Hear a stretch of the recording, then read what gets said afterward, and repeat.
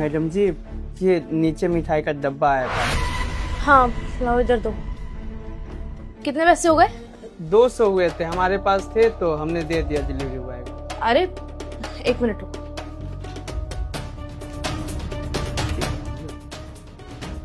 ये लो, ये 500 रुपए रखो। मैडम जी, खुले पैसे नहीं है हमारे पास। अरे कोई बात नहीं, खुले नहीं है तो बाद में जब मैं हिसाब करूंगी ना तब देख लेंगे। रखो। ठीक है। हाँ आप शर्मा जी की फाइल दिखाइए। जी मैम। मैडम जी, माफी चाहता हूँ, मीटिंग के बीच में आ गया। ये आपका पार्सल आया था। इतनी जल्दी आ भी गए? कोई बात नहीं। पैसे बताओ कितने हुए? पैसे देने की जरूरत नहीं है, 200 रुपये हुए थे। कल जो आप 500 रुपये दिए थे ना, उसमें से कट गए। आज 400 रुपया पूरा हुआ, 100 रुपये आप ही का बच रहे हैं। फिर कभी आपका ऑर्डर आएगा ना तो 100 रुपये अपनी तरफ से लगा देंगे, फिर हो जाएगा हिसाब बराबर। क्या बातें कर रहे हो राहुल? ऑन ड्यूटी नशे करने लग गए हो क्या तुम? मैंने कब तुम्हें पैसे दिए और तुम मेरा पार्सल लेके कब कैबिन में आए हो? ऐसा तो कुछ भी नहीं हुआ जहाँ तक मुझे याद है। पकड़ो पैसे और जाओ यहाँ से। मैडम जी, माफी चाहता हूँ, पर आप क्या बोले जा रही हैं? कल ही तो आप मुझे 500 रुपये दिए थे, मेरे सर के सामने दिए थे। 500 याद कीजिए, और बोली थी कि बाद में हिसाब कर लेंगे। फिर भी आप भूल गई क्या? क्या बातें कर रहे हो राहुल? अगर ऐसा हुआ होता तो क्या मुझे याद नहीं होता? इतनी कमजोर है मेरी याददाश्त। तुम्हें क्या लग रहा है मैं तुमसे झूठ बोल रही हूँ? क्या मिलेगा मुझे तुमसे झूठ बोल के? मेरे इतने काम पेंडिंग है, अपना काम छोड़ के तुमसे यहाँ बहस करने के लिए झूठ बोलूंगी? ऐसा कुछ भी नहीं हुआ है। हो सकता है कि तुम्हें कोई पुरानी बातें याद आ रही हो। कल ऐसा कुछ भी नहीं हुआ। मैं पूरा दिन कैबिन में बैठी हुई थी, ना तो मैंने कोई ऑर्डर प्लेस किया और ना ही तुम मेरा पार्सल लेके ऊपर आए हो। ये पैसे लो और जाओ यहाँ से। और अगर तुम्हें फिर भी मेरी बातों पे यकीन नहीं हो रहा है तो एक काम करो, सनी से पूछ लो। सनी बताओ जरा, कल क्या है सिक्योरिटी गार्ड मेरे कैबिन में आया था कोई पार्सल लेके, और क्या मैंने इसे 500 रुपए का नोट दिया था? मैडम आज नहीं ना? आया तो नहीं था मैडम, नहीं आया था। कुछ भी बोलता है तू। ड्यूटी के टाइम पे नशे चालू कर दिए तूने। तू जा काम कर अपने, चल पैसे ले और जा यहाँ से, चल। देखा, कल तुम यहाँ नहीं आए हो। देखो राहुल, तुम्हें किसी और दिन का याद आ रहा होगा, गलत फहमी हो गई होगी। इतना ज्यादा मत सोचा करो, टाइम से सोया करो और टाइम से जगा करो। ऑन ड्यूटी तुम्हारा एक्टिव रहना बहुत जरूरी है। सिक्योरिटी का सवाल है आखिर। ये पकड़ो पैसे और जाओ, और जो बाकी के पैसे हैं वो मैं बाद में हिसाब में देख लूंगी, ठीक है? अच्छा, पहले ठीक है मैडम जी। ठीक है।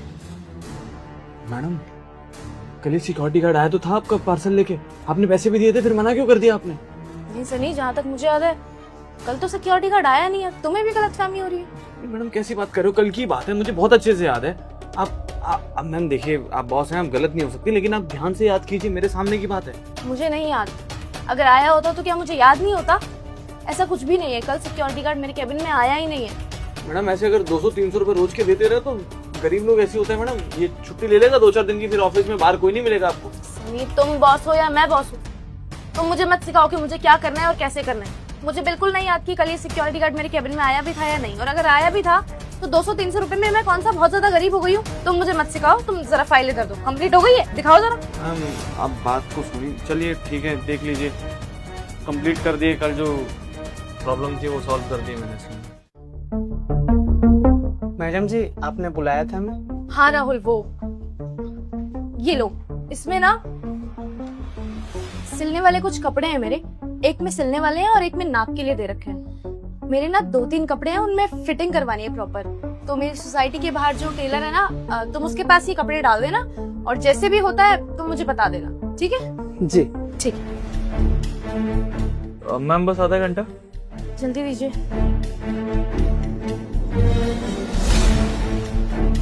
जी शर्मा जी, मैं पेमेंट भिजवा रही हूँ। मैडम जी, कपड़े दर्जी को दे दिया हूँ, बोला है शाम तक दे देगा सिल के। चलो बढ़िया है, अगर शाम तक दे देगा तो। पैसे कितने बोले उसने? 500 उसने बोला। 500।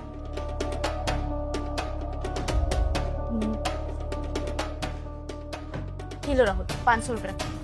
जी, पर मैडम जी ये आपके पैसे उस थैले में मिले, तो आप इसे रख लीजिए।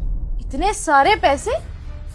ये पैसे मेरे नहीं है तो तुम्हारे होंगे। ये तुम रखो, मेरे नहीं है। मैडम जी, ये आप ही के पैसे हैं। जो दूसरा थैला आप दी थी ना नाप के लिए, उसमें पैसे दिखे। मैं जब जा रहा था तभी दिखे थे, तो मैंने सोचा कि जाऊंगा मैडम जी को बताने, तब पैसे दे दूंगा। तो आप ये पैसे रख लीजिए, आप ही के हैं, आप गलती से उसमें डाल दिए होंगे। क्या बात कर रहे हो राहुल? मैंने तुम्हें एक ही थैला दिया था, दोनों तरह के कपड़े उसी में थे, 2 थैले कब दे दिए मैंने तुम्हें? और मैं क्यों इतने सारे पैसे डाल के तुम्हें दूंगी? तुम्हारे घर के पैसे होंगे या तुम्हें गलत फहमी हो गई? तुम्हारी बीवी ने डाल दिए होंगे उस थैले में तुम्हारा समझ के। तुम्हारे पैसे हैं, मेरे नहीं है। मैम मैं आप अरे चुप रहो 1 मिनट यार। हो गया क्लियर अब तुमको? ये पैसे तुम्हारे ही हैं, जाओ। ये पैसे मेरे नहीं है, जाओ। रंगी मैं पागल थोड़ी हूँ, सच बोल रहा हूँ। बहुत दिन से देख रहा हूँ कि मैं बोलता हूँ आप गलत साबित कर देती। सच में ये आप ही के पैसे हैं, अब उसी थैले में थे। और रही बात, हमारे पास इतने सारे पैसे कहाँ से आएंगे? 12,000 की तनख्वाह है, सारे पैसे उठ जाते हैं खर्चे में। सच बोल रहा हूँ, ये आप ही के पैसे, आप रख लीजिए प्लीज। राहुल तुम मेरी बात क्यों नहीं समझ रहे हो? ये पैसे मेरे नहीं हैं, ये पैसे तुम्हारे ही हैं। तुम्हें गलत फहमी हो रही होगी, ये तुम्हारी बीवी ने पैसे रख दिए होंगे इधर उधर। और अगर मैं अपने घर से 1.5 लाख रुपए लाकर तुम्हारे थैले में रखूंगी तो क्या मुझे याद नहीं होगा? मैम मेरी बात सुन। Please let me talk. तुम्हारे कहने का क्या मतलब है? इस कंपनी की बॉस पागल है जो 1.5 लाख रुपए देके सिक्योरिटी गार्ड को भूल जाएगी, झूठ बोलेगी, हाँ तुमसे यहाँ खड़े होकर बहस करेगी। मेरे 50 काम पेंडिंग है, मैं वो छोड़ के तुमसे यहाँ मीटिंग कर लेती हूँ। चलो बताओ तुम्हारे पैसे हैं ये? बोलो, गलती हो गई मुझसे। जी मेरे भी पैसे नहीं है, सच बोल रहा हूँ। मेरे नहीं, अब रख लीजिए प्लीज। राहुल मैं तुम्हें बता रही हूँ मेरे पैसे नहीं है और मुझसे बहस मत करो। तुम मुझे एक बात बताओ, तुम्हारे पैसे नहीं है? नहीं है, ये मेरे पैसे भी नहीं है। सनी क्या ये 1.5 लाख रुपए तुम्हारे हैं? मैम मेरे नहीं है, लेकिन मैं बता नहीं है, दैट्स इट। ये मेरे भी नहीं है, इनके भी नहीं है और तुम्हारे भी नहीं है। हम तीनों में से किसी के नहीं है। तुम एक काम करो, तुम रख लो। कहते हैं ना जिसको पैसे मिलते हैं उसके होते हैं। जाओ रखो और जाके ना गेट पे खड़े हो जाओ। अगर कंपनी में कोई घुस गया तो फिर चोरी हो गई तो फिर now go. I said go गो। अब प्रोजेक्ट कंप्लीट हुआ है, सबमिट हो गया। मैडम 1.5 लाख रुपए थे, आपने ऐसे भेज दिया। मुझे तो लगता है आप ही के थे। और मैडम आपके पास 2 थैले थे, मैंने बहुत अच्छे से देखा है। आपको पता नहीं क्या हो गया आजकल, कभी भी फालतू पैसे दे देते हो, कभी थैले भूल जाते हो। मैम मेरी बात का यकीन करो, और अगर आपको यकीन नहीं है ना मैडम तो सीसीटीवी फुटेज चेक कर लो। मैं सीसीटीवी नहीं चेक करने वाली हूँ, क्योंकि मैं जानती हूँ कि वो पैसे मेरे ही थे और मैंने उसे 2 थैले दिए थे। सिक्योरिटी गार्ड को आप 1.5 लाख रुपए दे रही हैं, लेकिन क्यों? दरअसल बात यह है सनी कि एक दिन ऑफिस में ना मैंने उसे बात करते हुए सुन लिया था। क्या अम्मा, चाचा ने मना कर दिया पैसे देने से? बहन की शादी। अम्मा तुम रो मत, हमें ही पता है 1 महीने बाद बहन की शादी है और उसके लिए पैसे की जरूरत है। सब इंतजाम भी करना है शादी के लिए। तो तेरा बेटा जिंदा है ना? अरे बोल दियो बहन को तो चिंता ना करे। ऐसे शादी थोड़ी टूटेगा। समाज में हमारी भी इज्जत है, ऐसे तो इज्जत बदनाम हो जाएगी। हम लड़के वाले से बात कर लेंगे, कोई दिक्कत नहीं है। अरे पैसों का इंतजाम कर लेंगे, कहीं लोन ले लेंगे, कोई ना कोई जुगाड़ कर लेंगे। तुम चिंता क्यों करती हो अम्मा? रो मत ना, हाँ देख लेंगे। अम्मा हम ना शाम को बात करते हैं तुमसे। अभी ऑफिस में है ना, मैडम कभी भी आ सकती है, फिर देखेंगी तो नौकरी से भी हाथ धोना पड़ेगा। हम रखते हैं, बाद में बात करते हैं। हाँ नमस्ते। हाँ हो जाएगा पैसों का इंतजाम, चिंता मत करो। ठीक राहुल नमस्ते। नमस्ते।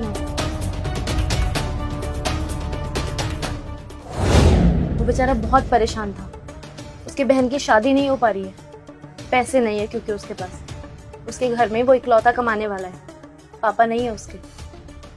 और उसका सबसे बड़ा सपना ये है कि उसकी बहन की शादी हो, डोली सजे, उसकी छोटी बहन दुल्हन बने। और हर एक भाई का ये सपना होता है कि वो एक बार अपनी बहन को दुल्हन के लिबास में देखे। मैं जानती हूँ सनी कि एक भाई पर कितना प्रेशर होता है अपनी छोटी बहन की शादी का, अपने घर की जिम्मेदारियों का, और खासकर ऐसे इंसान पर जिसके घर में वो इकलौता कमाने वाला है। और राहुल हमारी कंपनी में पिछले 4 सालों से काम कर रहा है। कभी उसने नाजायज छुट्टी नहीं ली है, कभी भी उसने शिकायत का कोई मौका नहीं दिया है, और कभी भी उसने अपनी परेशानी भी सामने से हमें नहीं बताई है। लेकिन मैं इस कंपनी में किसी भी एम्प्लॉय को अपने परिवार से अलग नहीं मानती हूँ, फिर चाहे वो तुम हो या मेरा सिक्योरिटी गार्ड। मेरे लिए तुम सब लोग मेरे परिवार के हिस्से जैसे हो। मैं बस ये चाहती हूँ कि किसी भी तरह से उसकी बहन की शादी अच्छे से हो जाए। तुम्हें पता है सनी, एक बाप, एक भाई अपनी बेटी की, अपनी बहन की शादी कराने में, मतलब एक रात खाना खिलाने में ना अपनी जीवन भर की पूंजी लगा देता है। और मैं अच्छे से जानती हूँ कि राहुल का भी यही सपना है कि उसकी बहन की शादी अच्छे से धूम धड़ाके से हो, और मैं चाहती हूँ कि उसका ये सपना जरूर पूरा हो। बस इसलिए मैंने ये तरीका अपनाया उसकी मदद करने का। और इवन 2-3 दिन से मैं उसे पैसे भी दे रही थी टिप के नाम पे। फिर मुझे समझ में आया कि ऐसे 100-500 रुपए से उसकी मदद नहीं होने वाली है, इसलिए मैंने ये तरीका अपनाया। झूठ बोल के उसको 2 थैले दिए, उसमें पैसे रखे, ताकि उसकी मदद भी हो जाए और वो मेरा एहसानमंद भी ना रहे, क्योंकि वो बहुत खुददार है। अगर मैं सामने से उसकी मदद करती तो वो मदद अपनाता नहीं, इसलिए ये तरीका अपना लिया।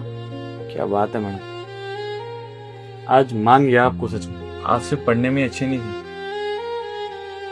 वैसे भी बहुत स्मार्ट है मैम, और आपके पेरेंट्स ने बहुत अच्छी सीख दी है आपको। मतलब इस कुर्सी पे बैठ के तो किसी को भी घमंड आ सकता है, लेकिन आपको देखिए, बिना ये दिखाए कि मैं किसी की मदद कर रही हूँ, किसी के ऊपर एहसान कर रही हूँ, आपने उसकी मदद भी कर दी और उसे पता भी नहीं लगने दिया। आज ना मैडम, पहली बार इस कंपनी में काम करने में प्राउड फील हो रहा है मुझे कसम से, और मैं तो अब यही चाहूंगा कि मैं जिंदगी भर इस कंपनी में काम करूं। सच में मैम, आज बहुत बड़ी सीख दी है आपने, और आज मुझे समझ में आ रहा है कि आप उस कुर्सी पे क्यों हैं और मैं इधर क्यों हूं। सोच का बहुत फर्क है मैम। अच्छा लग रहा है मैम सच में जान के, and thank you so much इतना कुछ सिखाने के लिए। अब तो पूरा भरोसा है मैम, आप कभी प्रॉब्लम में देख ही नहीं पाएंगे हमारे पूरे ऑफिस स्टाफ को। मैं ये अपडेट कर देता हूँ। मैडम जी, आप सोच नहीं सकते कि हमें कितनी बड़ी खुशी दी है। मैं अपनी बहन से बहुत ज्यादा प्यार करता हूँ। मैंने सोचा था कि उसकी शादी में दिक्कत आएगी, पैसे नहीं थे मेरे पास, और आपने हमारी मदद की और एहसान भी नहीं जताई, मुझे पता भी नहीं चलने दी, वो तो मैं सुन लिया। मैडम जी सच में आप बहुत अच्छी हैं। हे भगवान, मैडम जी को हमेशा खुश रखिएगा, क्योंकि उनकी वजह से मेरी बहन की शादी धूमधाम से हो पाएगी। अभी अम्मा को बताऊंगा तो वो भी बहुत खुश हो जाएगी। हमारी खुशी की वजह मैडम जी है, उन्हें कभी दुख मत पहुंचाइएगा। अगर उनके हिस्से का दुख हो तो मुझे दे दीजिएगा, और मेरे हिस्से का अगर सुख हो तो उन्हें दे दीजिएगा। आपसे यही विनती है।